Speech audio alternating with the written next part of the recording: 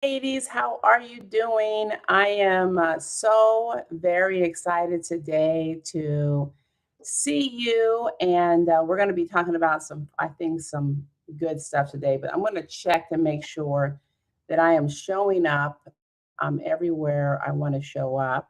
The first thing I am looking to make sure is that I am in.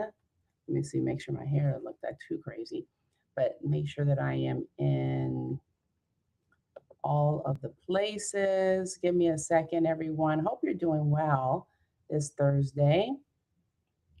And let's see here in my group. And all right. Welcome, all of you amazing women who boss up. Welcome to the conversation. And it's so funny how you get on these things and you're like, what is going on? Okay. All right. Let's see if we can fix this. All right. Well, I am, first of all, very happy to be here. And today's conversation is, I think, an important one. And what I'm trying to do is, just add more to um, the conversation that we've already started having. Last week, we talked about six figures. And this week, we're going to be talking about um, why six figures feels unstable for most women. And a lot of us, it's really a thing because the real problem isn't your effort. That's the thing I want to let you know. It's not your effort. It's really your structure. And so we'll be talking about that. So first of all, not enough women make six figures in their business. That's true. When women do reach six figures, many of them feel anxiety. And I always ask myself, why is that? And here's the first stat you have to know: only 12% of women owned businesses ever exceed $100,000 a year. I know a lot of times we talk about, oh, I want to make seven figures and I want to do all this. I think I talked about this last week. But truthfully, only 12% of women owned businesses ever exceed $100,000 a year. And that is startling. So that's why I decided to start here, especially in January, because if we're going to start off strong, we got to start off real. We have to start off where we are, and we have to put our mind around things that are real, so that we can create freedom and a lifestyle that we want. Six figures is rare, but it doesn't automatically equal stability either. Okay, so I want to make sure that we're clear on that. So, effort, though, isn't the problem, structure is. So let's set some framework for us, framing for this conversation. This is not that you need to work harder. This is not a talk about that. It's not a talk about mindset. This is not a talk about shame. This is a truth conversation. It was funny because I was having a conversation yesterday, and I realized that my personality is really not motivational. I mean, I think I end up motivating people, but I don't think it's I'm a motivational type of person. I am straightforward, and I want to give you the real so you have the information so that you can you can act if you're ready to. And I realize not everybody's ready to. That's another thing, and it's okay. But I want you to take this information and know the real thing. So, this is about why success can feel unsafe, right? And a lot of us, we're looking for safety, whether we're single, whether we're with a significant other, we're looking to figure out safety. Okay, so it's about what women are not told when they do reach six figures. And there's some common patterns that I have seen in my own experience working getting there myself, working with other people. Once you reach six figures, and even before, you have some inconsistent months. A lot of times you'll think about, okay, I want, we were talking about last week, 83-33. I need to get to at least that amount per month so that I can at least hit six figures. But when you're starting, even before or even once you get there, you might have some inconsistent months. You might have some feast or famine income, where you have some emotional highs and then you have some panic lows. I've been there before.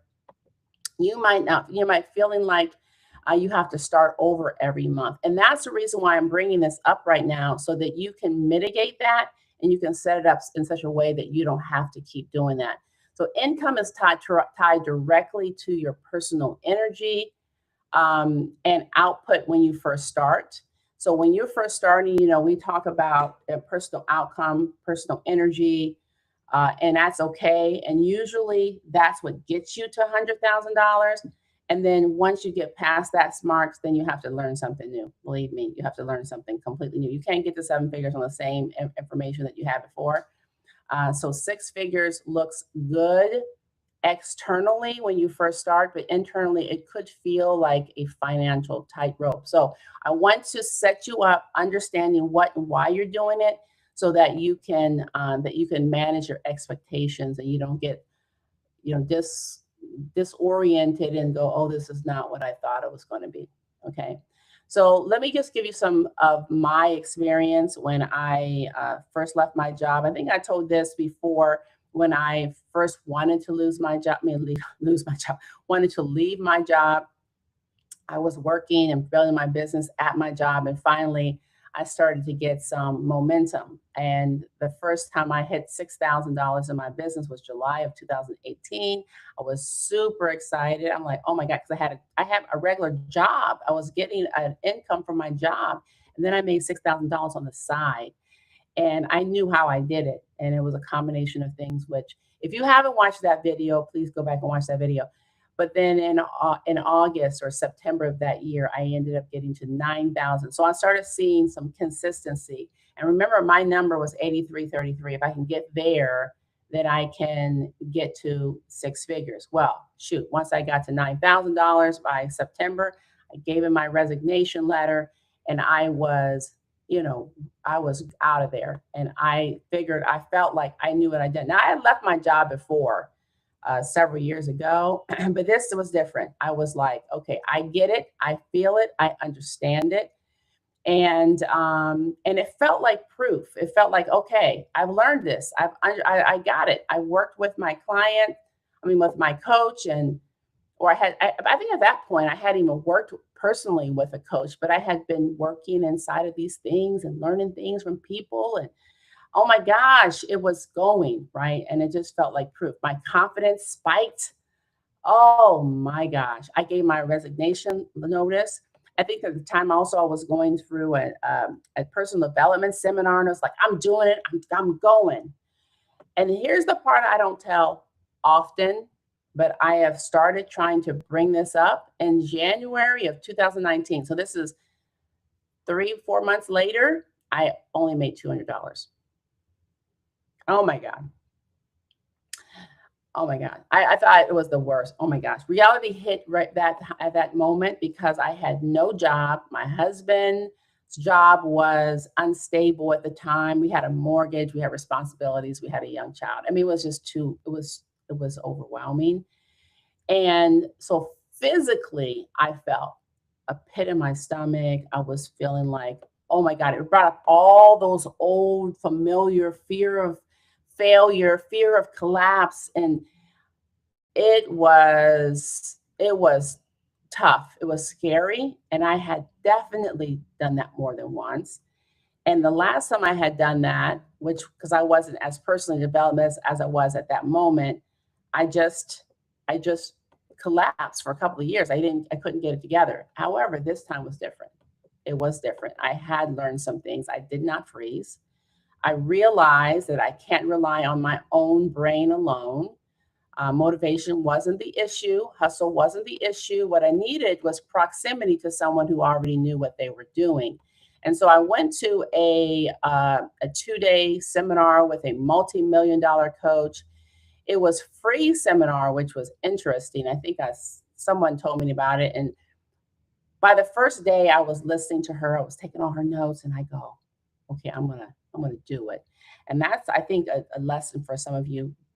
Implement immediately. So I put it into action. And that next day I made $4,000 in one day, just from doing what she told me to do that first day. And what I realized is that clarity creates cash that fast, right? That's what I was talking about. That clarity creates cash. and it worked. And I thought, oh shoot. So I decided to leverage her information, and I talk more about leverage in the coming weeks. I'll talk about why that is the most important thing. But my leverage move was I thought, okay, I need to learn from this woman. Even though I didn't have the money, I really did not. I had left my job. I was didn't have it, but I knew that I needed to invest. So $13,000 paid in full, $2,500 down, didn't have the money, made the decision. It wasn't logical. It was all based on leverage. I trusted her because what she had told me in that one day did work. And I knew at that point, because I had been there before, this time I would not quit. So part of it too, I trusted in myself finally that I was going to do what I needed to do because I had the person to tell me. So the first real breakthrough from working with her was in May of 2019. I hit $22,000 that month for the first time. By the end of that year, I hit 120,000. Internally, I became stronger. So here's one I want you to write down if you have never thought about this, because if you think you're going to get courage first or confidence first, no, confidence comes after courage. You have to be courageous enough to just go forward without knowing all the things. Okay, so I just went forward, believed that this woman's going to show me, and I did it, and it worked. Okay, so I became mentally stronger, became more confident, became more grounded, and the momentum took me all the way to 2020. So you guys know what happened in 2020. I was locked in. I made good money. I wasn't working for anyone. And then the shoe dropped again. And I was forced again to pivot. And at this time, know that I had a new bright brain wave going on. Okay, I've seen this before a couple of times now. So I was forced to pivot. I did. And that's what birthed Women Who Boss Up. That's how this happened. And oh my goodness, Women Who Boss Up went well. 200,000, 400,000, 700,000. I mean, it was just going well. And the reality behind the numbers is that it was all personal output. It was all my effort. It was all my energy. It was all high ticket selling. It was all me showing up. It was all me closing and delivering. And the emotional experience that I was having every month was that I needed to reset. This is all why I started to realize, okay, so there's two sides to this story. There's personal output. That's one thing. And then there's creating a system. It's like trading time for money, which is personal output, or making money work for you. That's the other side. And so, personal output works in the early stages. It is what creates the momentum, but there's no net under you. There's no buffer. There's no predictability. There's an emotional toll. You basically just create yourself a new job, especially if you left your job trying to get freedom. You're like, oh, I own my own business.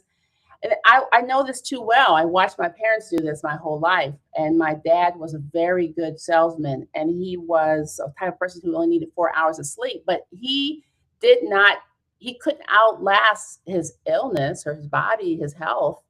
So I watched that happen. And, you would get relief in good months and anxiety in the slow ones. And it was tough to watch and experience. So this is where it needs to shift, is you have to start thinking about this, I think, early on, even though personal output is the beginning. Every time that the market changed, the same anxiety would resurface, the same pit in your stomach feeling. When there's a COVID, oh my God, and there's a this and that and other, and there's something else. But then something clicked for me, and I realized that effort was never the problem. It was the way my business was structured, right? It's the way that I had thought about it when I first built it.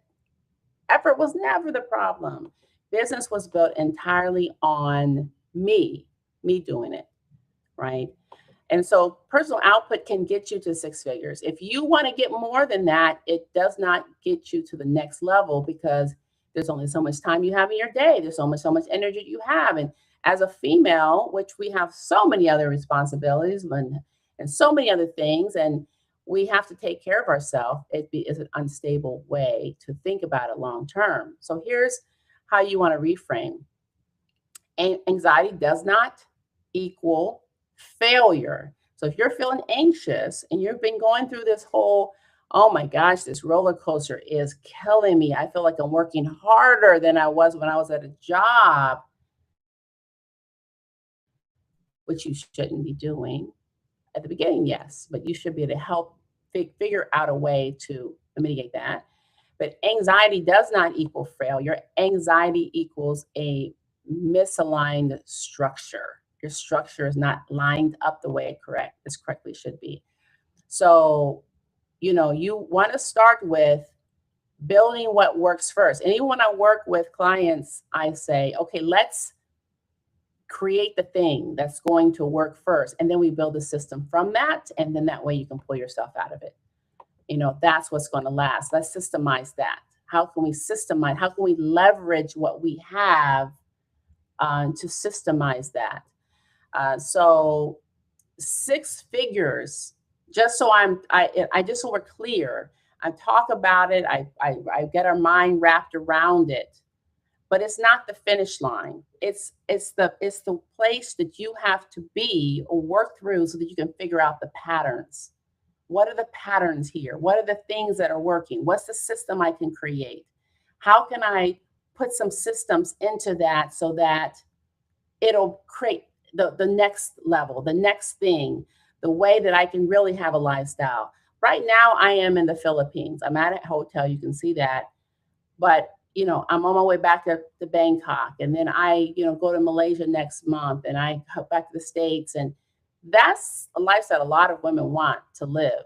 To be able to live like that is only created by creating systems, leveraging, your time, leveraging other people, leveraging things that you can do. And really, my whole business has been about leveraging, and leveraging is what's going to get it. So you got to structure it right, which includes leveraging. And so 6 figures is not the finish line. It's the transition point. Personal output will get you there. You have to have the energy. You have to put it in. You have to be consistent, but structure keeps you there. Okay. Feeling unstable doesn't mean that you're failing. It means you're ready to build differently. And I'm living proof of that. When you start feeling like, oh man, I'm killing myself. I'm killing myself. This is not working. Okay. Doesn't mean you are failing. Doesn't mean your business is not a good idea. Doesn't mean that people don't want what you have. It just means that you get to now think about how you can realign that business, restructure that business. So I hope this has been helpful for you to reassure you that, yeah, you can do it. You can do it. 12% of women making only $100,000. We are about to change that. We are about to change that, because first we got to get the personal output done. And then the next conversation, okay, how do we leverage? How do we systemize? How do we take that now to the 7 figures? And we'll be talking about that in the coming time. But right now, let's get our brain and our emotions and our anxiety and our life focused around how can we create this system so it'll take us on into the future. All right, ladies, I hope this was very helpful. I hope that you got something out of it. A couple of things. We have our first Women Who Boss Up event that's coming up soon. Look for more information. I will put information in the chat for that. But if you want to know a little bit more about how to leverage, how to systemize your business, if you're at a place right now, you're like feeling what I'm talking about, you are personal leveraging your personal output your butt off, and you know that you are ready to leverage that and pull yourself out of all that up and down instability, I'll put a link into the chat, and just maybe comment, I'm ready, and then I'll send you some more information about how to fix that. All right, have a good one, and I hope you are living well and you are ready to boss up.